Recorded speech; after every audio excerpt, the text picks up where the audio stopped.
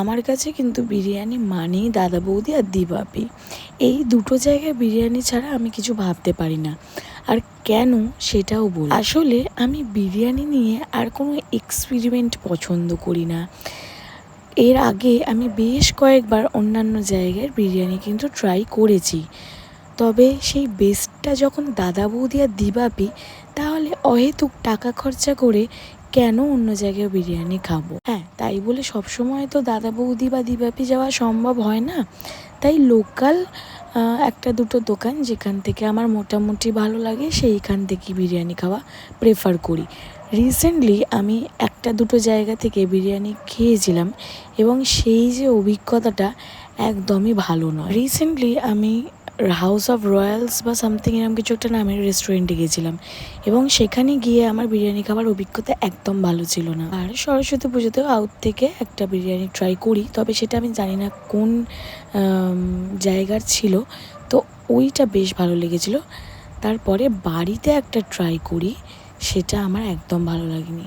মানে আমি জানি না, সেই কারণেই হয়তো আমি আর বিরিয়ানি বেশি জায়গার ট্রাই করব না। আর ঠিক এই কারণেই কিন্তু আমরা এক্সপেরিমেন্ট করা বন্ধ করে দিয়েছি। তোমরা আউট থেকে কোন কোন ফ্লেভারের বিরিয়ানি ট্রাই করেছো আমাকে একটু জানিও তো, কোনটা ভালো, তোমাদের কোন দোকানের বিরিয়ানি পছন্দ আমাকে জানিও, আমি কিন্তু ট্রাই করে দেখতেই পারি। আর বলতে বলতে অনেকটা ভিডিও কিন্তু হয়ে গেছে অলরেডি। এবার তোমাদের সাথে শেয়ার করি এই দিন আমাদের ডিনারে আমরা বিরিয়ানিতে কি কি নিয়েছি। এইবারেও ব্যারাকপুর থেকে আসার সময় নিয়ে নিয়েছিলাম বিরিয়ানি।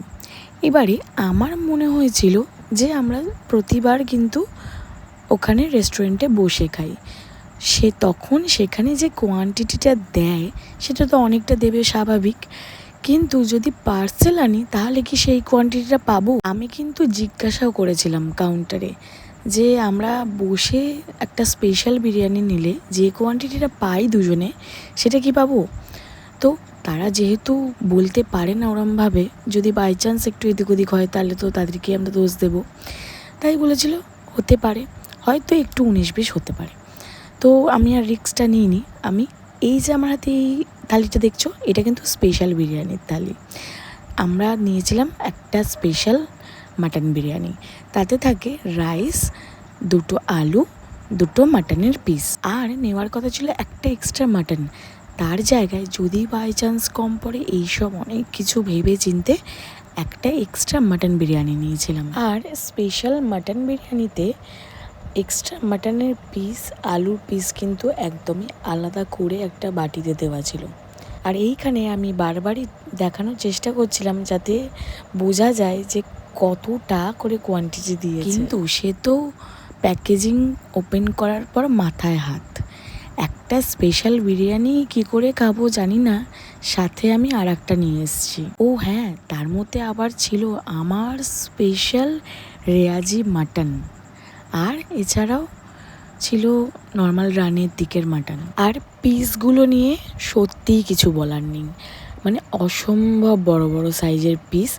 যেমন দাম ঠিক, কিন্তু সেই অনুযায়ী ওদের কোয়ালিটি, ওদের কোয়ান্টিটি কোনোটারই কথা হবে না।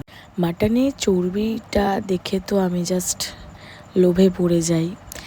যেমন টেস্টি তেমনি সুন্দর, নরম তুলতুলে। এমন নয় যে এত বড় মাটনের পিসে হাড়ই ভর্তি, একদমই না।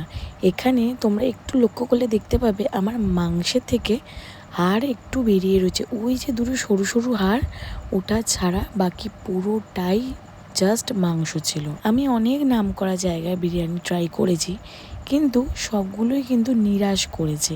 কিসে জানো তো, কোনোটাই কোয়ান্টিটিতে, কোনোটাই আবার মাংসের সাইজে, মানে পিসটা যেটা দিচ্ছে সেগুলোতে, এরকম অনেক কিছুতে। কিন্তু দাদা বৌদি আর দিবাপি কিন্তু আমাদের এই নিরাশাটুকু দেয় না। দাদা বৌদির বিরিয়ানি নিয়েই করা এক ভিডিওতে আমাকে একজন বলেন, কলকাতায় এত সুন্দর সুন্দর দোকান থাকতে বিরিয়ানির, কেন মফস্বলের বিরিয়ানি ট্রাই করব? তাকে আমি একটাই বলবো যে আপনি নিশ্চয়ই এতদিন দাদা বৌদির বিরিয়ানি ট্রাই করেননি, তাই এরকম বলছেন।